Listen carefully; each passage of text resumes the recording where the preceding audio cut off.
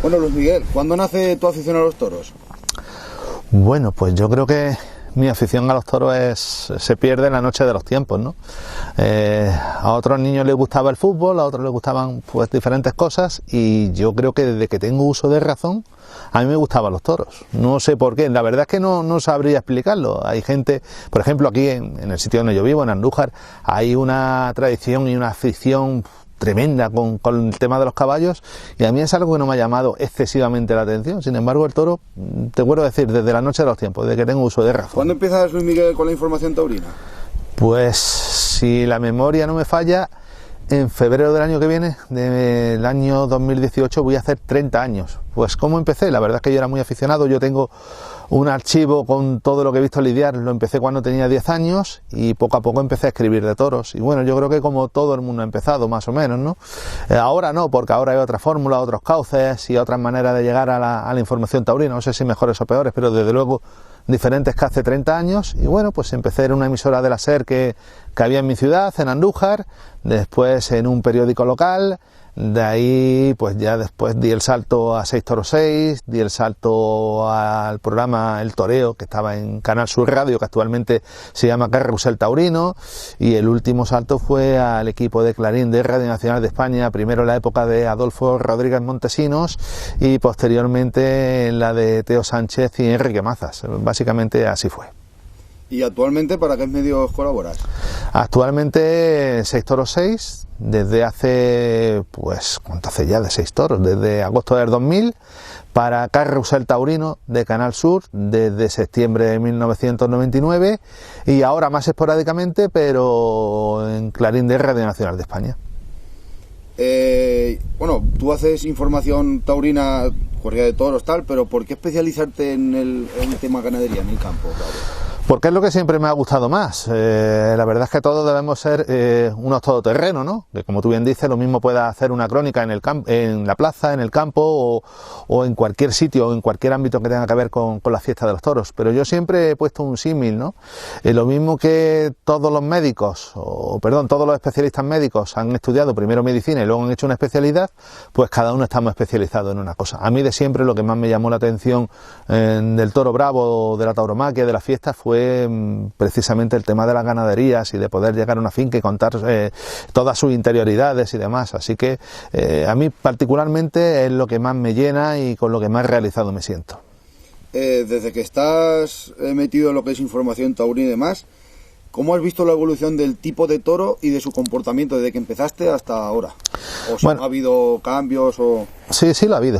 Ya te digo, yo empecé en el año 88 y en el año 88 estábamos en la época del toro... Bueno, del toro parado ya de principios de los 80, ¿no? Ya se empezaba a buscar otro tipo de motor, otro tipo de raza en el toro, en el sentido de que tuviera más, ¿no? Después llegamos a la época de los años 90, donde lo que se subió mucho fue el tipo de toro en cuanto a tamaño, y también se buscó que ese tamaño estuviera con esa casta detrás, con esa raza detrás para poder mover los kilos. Y lo que es el principio del nuevo siglo trajo nuevas modas, entre ellas yo destacaría dos fundamentales que han afectado muchísimo al manejo del toro bravo, que una fue la de las fundas, el tema de ponerle fundas a los toros, con todo lo que significa de tener que meterlos una y otra vez para quitárselas, ponérselas, etcétera, etcétera.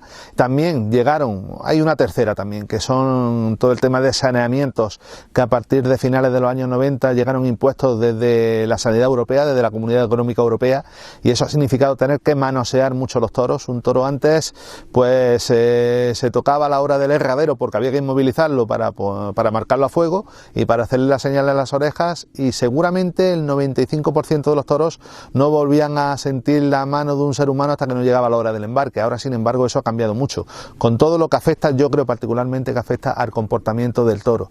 Y luego también ha habido una práctica que de unos años a esta parte ha surgido nueva, que antes no existía, o por lo menos si se tenía o si se hacía era en muy contadas ganaderías, que es la de mover los toros, ¿no? Yo creo que esa ha sido la fundamental evolución, sobre todo en el manejo, que ha habido en el toro bravo en estas últimas 3 décadas. Hemos pasado del toro parado al toro grande, y del toro grande al toro actual, que hombre, en líneas generales, lo que pasa es que hay muchos aficionados de nuevo cuño, fundamentalmente por edad, que no recuerdan de aquello. Cuando se meten mucho con con el toro de ahora, yo le diría que se pusieran vídeos de los años 80 y principios de los 90 y verían que ahora quizás estamos en el toro más especializado, valga la expresión de la historia. ¿Cómo ves tú actualmente la cabaña brava ganadera? Yo la veo como una partida de valientes. La veo como son una partida de valientes. Estamos aquí en la zona de Andújar, esto es el mirador de los Alarcones, aquí ha habido muchísimos toros bravos, aquí ha estado Samuel Flores desde el año 26, la primera vaca que llega aquí, a la que se le pone bienvenida en el libro de la ganadería, llega a Palma del Río aquí, de la finca de Gamero Cívico a los Alarcones, y esta es una zona donde ha habido muchísimo ganado, y donde yo tengo muchos amigos ganaderos y he comprobado de primera mano la incidencia y el hachazo tan grandísimo que ha supuesto la crisis desde el año 2007 hasta el 2018 que estamos a punto de entrar, ¿no? Digo que son unos valientes porque han tenido que soportar muchas cosas, se han dejado mucho dinero en el camino y los que han sido capaces de sobrevivir a todos estos años ya son capaces de hacerlo a cualquier cosa. También teniendo en cuenta que para los ganaderos ahora, en el siglo XXI, en el 2018, vuelvo a decir que vamos a entrar, los ganaderos parece como si fueran los culpables de todo lo que sucede en la fiesta. Y por desgracia son los más maltratados, son, por decirlo de alguna manera, el último mono y son los que menos mandan. Incluso ahora podemos ver carteles con 3 toreros que puedan ser figuras o no puedan ser figuras y se dice ganadería designar. Algo que a mí me parece absolutamente denigrante en una fiesta donde hubo un tiempo en que la tipografía, el tamaño en el que salía el nombre del ganadero era mucho mayor que el nombre de los toreros, pero tiempos modernos mandan. Y ahora que sacas el tema Luis Miguel, ¿cómo ves el mundo del toro en general? Ya no el de la ganadería, sino el mundo del toro en general. Mira, hay una frase de Ortega y Gasset, de don José Ortega y Gasset, que pronunció en la primera parte del siglo XX, que decía: si quieres saber cómo está el país, asómate a una plaza de toros. 80 y pico años después, cerca de 90 años después, casi un siglo después, esa frase tiene y sigue teniendo absoluta vigencia. Creo que con eso me he explicado perfectamente. Volviendo al tema ganadero, para centrar lo que estás tú, digamos, en tu especialidad, a nivel ganadero, ¿cómo has visto la temporada 2017? La he visto con mucho toro invistiendo, sobre todo en las primeras ferias.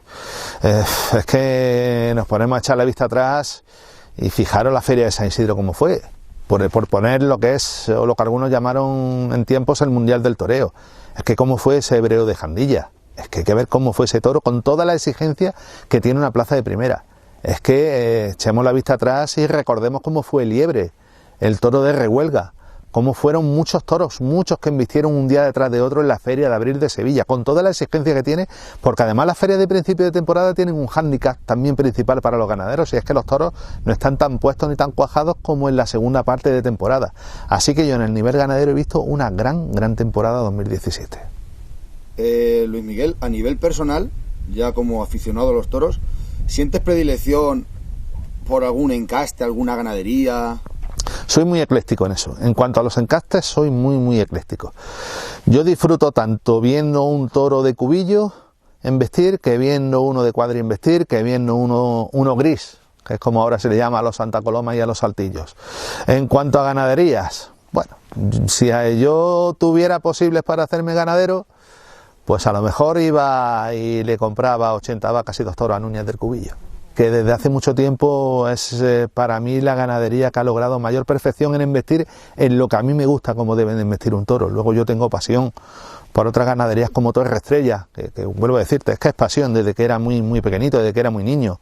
La ganadería de Victorino me encanta, la ganadería de Cuadri me gusta por su personalidad. Es que, te vuelvo a decir, soy muy ecléctico. Si te tuviera que decir, no soy como los futboleros que tienen un equipo y ya no ven por ningún otro equipo. Sí, pongo una por encima de las demás, ya te he comentado que para mí Núñez del Cubillo, desde hace mucho tiempo, es lo que resume o como embiste, es el ideal que a mí me gusta del toro bravo, ¿no? Quizás a lo mejor poniéndole un poquito más de pimienta en el tercio de varas, pero bueno, en el último tercio, en la muleta, a mí lo de Cubillo me encanta desde hace mucho tiempo. Pero vuelvo a decirte, Torre Estrella, Buendía, Victorino, etcétera. Samuel es una ganadería que, hombre, entre otras cosas por cercanía, porque lo he tenido muy cerquita de casa, porque hace 30 y pico años que vi el primer tentadero aquí, porque es una ganadería que ha sido muy buena. Pues es otra de las que te gustan y de las que vas siguiendo. Hay muchas, la verdad es que hay muchas. después de tantísimos años visitando ganaderías, el campo, imagino que habrá vivido mil situaciones y mil historias. ¿Alguna anécdota que hayas vivido con algún toro, alguna vaca, o algún detalle, curiosidad sobre algún encaste? ¿Algo que te llamará la atención? No sé, mira, por ejemplo, estamos en los Alarcones, ¿no? Bueno, pues yo recuerdo en el año 89, aquí, en la plaza de tiendas que hay justo ahí detrás, que era donde se tentaban las vacas y los machos de esta ganadería, pues un tentadero de machos, se hizo con la varita, creo recordar que se aprobó uno, y al otro extremo de la varita, evidentemente, es que de primera se saca, sin que vean ni capote ni muleta, y van al caballo, y según el estilo que demuestren en el caballo, el ganadero decide si se queman entre comillas, si se sacan los trastos, con lo cual ya no pueden ser lidiados en una plaza, o si se les da puerta, vuelven al campo y se vuelven a lidiar al cabo de 2 años o de 1 año normalmente. Bueno, pues hubo un heralde aquella tarde, que se llamaba Flauta número 21, al que vi tentar aquí, le dieron puerta porque no tuvo el comportamiento deseado o no llegó al nivel exigido en el tercio de varas, y a los 2 años resulta que es uno de los grandes toros de Samuel en la beneficencia del año 91, donde salen a hombros el propio ganadero Ortega Cano y César Rincón. Eso a bote pronto, y porque estamos sobre el terreno que pisaron aquellos toros. Y ya para concluir, Luis Miguel, por no robarte más tiempo, después de tantas experiencias, tanto campo pisado, tantas entrevistas, ¿para cuándo un libro? No eres el primero que me lo pregunta. Me voy a retrotraer a una pregunta que me has hecho antes sobre cómo ha sido la evolución del toro. La evolución del toro y la evolución de la gente del toro. Yo me refería a Ortega y Gasset. Si esta pregunta me la hubiera hecho hace 20 años, pues te diría que el libro a lo mejor estaba ya con las galeradas casi preparadas, ¿no? Pero en los tiempos en los que estamos es difícil editar un libro de toros. El libro que a mí me gustaría hacer, que lo tengo en la cabeza, por supuesto que lo tengo en la cabeza, y que para empezar podría ser una recopilación de tantos y tantos reportajes camperos como he hecho, necesita una parte gráfica, un apoyo gráfico muy importante.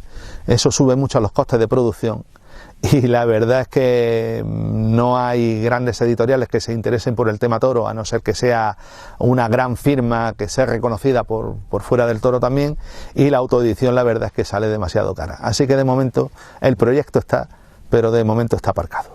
Pues Luis Miguel, muchísimas gracias por la charla grabada, y sobre todo donde hemos podido grabarla, que para mí es una delicia y un auténtico lujo, como sabes. A ti, hay veces que cuesta muy poco trabajo hacer feliz a la gente, y cuando cuesta tan poco trabajo hay que intentar conseguirlo. Gracias a ti.